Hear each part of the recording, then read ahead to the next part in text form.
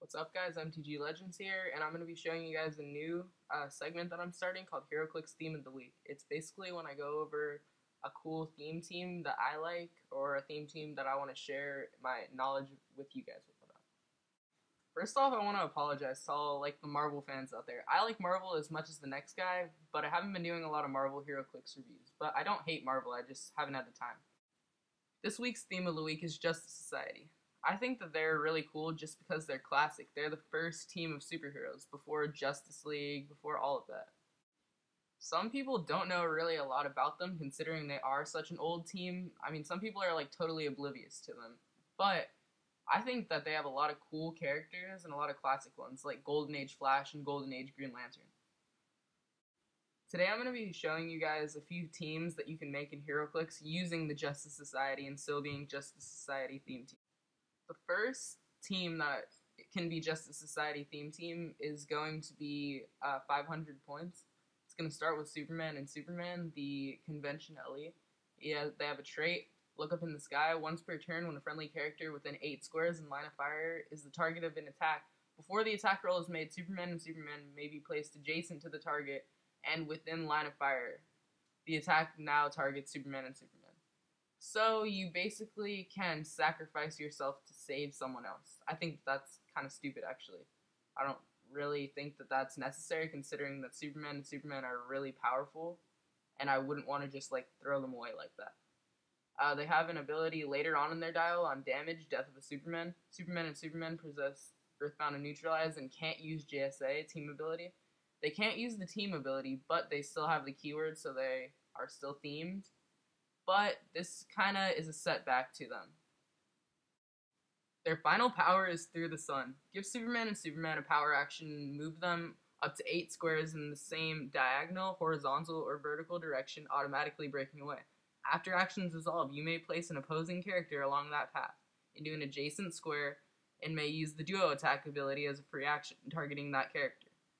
So it's pretty good. It's kind of like what Juggernaut from GSX has with his charge, where when he moves one direction, he gets a bonus from it. I think that's pretty good. And he also has some pretty good powers like Super Strength, Charge, and Invulnerability later on in his dial, and Impervious early. He also has Exploit Weakness for pretty high damage. So all in all, this is going to be probably the main powerhouse of the team. The next figure for the first team that I'm showing you guys is going to be Black Adam. We're not going to be playing him at a full 300 points, but we're going to put him down at his 200 point dial. Starting him off with his power, Hell is Here. Black Adam can use Charge. He can use it normally, or can be given a double power action to use Charge with a lock speed value of 10, if he doesn't use the carry ability or Super Strength. Considering he has 5 damage without Wit, that doesn't really matter that he can't use Super Strength or the carry ability. Considering if you want to carry someone and use Charge, that wouldn't really make a lot of sense anyways. He also has Defender of Conduct. Black Adam can use Impervious, but if he would be dealt 4 or more damage, he reduces that damage by 3 instead of 2. His powers and abilities can't be countered except for his Outwit. So basically, he keeps Super Strength, he keeps his Hell is Here power, which allows him to have a 10 square charge. He has a bunch of really good powers that all mesh together. I think that this Black Adam at 200 points isn't it quite as good as the 300 power-wise, considering he only has an 11 attack instead of a 12. But for movement, he's pretty good. For defense, he's definitely good, and he stays consistent. Early dial, he gets his Conduct power and Impervious. Then he gets Battle Fury, Charge, Super Strength, and he keeps Outwit for a while, and then goes down to Toughness. And on his last 2 clicks, even gets Hypersonic Speed.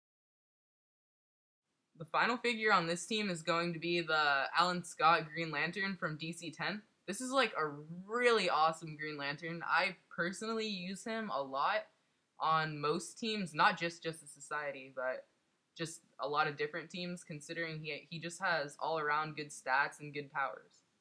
He starts off on his first click with Running Shot, TK with 11 attack, and 18 willpower and 3 damage with Ranged Combat Expert. And for only 93 points, that's a really good starting click. And then later on in his dial, he gets Barrier, he keeps Ranged Combat Expert for a while, and on his last couple clicks, he gains Charge and Close Combat Expert, which I think is really good considering he stays at a 9 and 10 attack, even on those late clicks. And if you don't want to use him for attack and you want to get Black Adam and Superman out there, he also has TK. So if he gets hit a little bit and you're not feeling so hot with the 9 attack, then you can use him for that too. All in all, this is a really good team for larger point games. They're pretty good because, well, they come out to 563 points. That might not sound like a lot, but because Black Adam's stats are so good and Superman stays consistent, and even Green Lantern, they can still stack up really well, making them probably a really good 600-point theme team. The next Justice Society theme team that I'm going to be showing you guys today is going to be 300 points, and it's going to feature some figures from older sets. The first figure that I'm going to be showing you guys is called Spectre. Most of you may know it. It's a figure from Crisis. It's 237 points, quintessence, 10 range. On his first click, he has a special power called Ghostly Guardian. The Spectre can use Charge, Phasing, Teleport, and the Justice Society team ability. And he's also keyworded Justice Society, so it won't really matter if you can use the team ability or not because he has the keyword.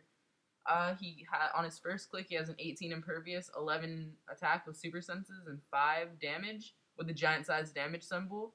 And then he has a special power with 10 movement. On his next couple clicks, he goes to Outwit and super senses. He also has Pulse Wave, which is really good with Outwit. And then he goes to Flurry, Poison, Regeneration, and Outwit, so maybe you can recover a little bit of the lost clicks if you got hit. The Outwit and Flurry is really good too. On his last couple clicks, he gets an awesome power called Vengeance. Give the Spectre a power action to make a closer ranged combat attack, replacing his damage value with the damage value of his target until the action is resolved. The attack is penetrating damage. So, if you're getting kind of low on health at this point, and you're going up against a really powerful figure, you can turn the tables completely on them, maybe doing 4, 5, 6 damage, and it's all penetrating. This is probably his best ability and one of the reasons that I like Spectre so much. Be mindful, Spectre is amazing, don't get me wrong, but he's basically almost all of your team. You might get a little bit of support, but just be careful with him. The last figure on this team is the Atom. I know you're probably thinking, well, what's so good about him? He doesn't have any support. Well, he's basically good just for the fact that he's only 50 points, and he can use Close Combat Expert and Charge, and he stays with a pretty consistent attack value of a 9 or a 10, and he gets Energy Shield, Deflection, and Toughness, which is his power. And with a few outwits from Spectre, he could be doing 3, 4 damage pretty easily, so I think he would make a good addition to this team. Justice Society is a fun theme team to play. It's good, it features a lot of cool figures, but I don't really encourage it for competitive play, considering you're going to be going up against a lot of mainstream stuff, and unless you use the Superman and Black Adam team, the other team might not do so well. I'm not saying that Justice Society isn't good, but nowadays everyone makes all these cheeseball teams like Thanos, like the Chase Thanos, the 300-point Superman, Sentry, and Void, so I mean, it's hard to make a good team that still stacks up with these mainstream teams nowadays. That doesn't mean that you can't play them, but you just have to be skilled and know a lot about the figures. But if you can use them right, I'd say that you'd win actually a lot of matches. There's a lot of good figures, and I think if you play it right, you'll do really well. I mean, this is it for this week's Theme of the Week, but if you guys want to leave some suggestions down in the comments of teams that you'd like to see me do reviews of, then go right ahead, because I really need that kind of support that tells me what kind of stuff that you'd like to see, because I don't want to keep doing stuff that I like. I really want to do stuff that I know that people around me will like, and I don't know. I think that what I'm doing is getting good success, but I mean, it's what really the viewer wants. That being said, I want to thank you guys for watching, and I want you guys to stay tuned, because there's going to be a lot more cool Heroclix stuff on the way. Possibly in the next few days, a live match on Google Plus with Glass Cabinet Films. I don't know, we've been talking about it, and hopefully maybe we could get it done sometime this week. So look around for that. Other than that, please subscribe if you want to see more of the stuff, or if you're interested in Heroclix. And see you guys later.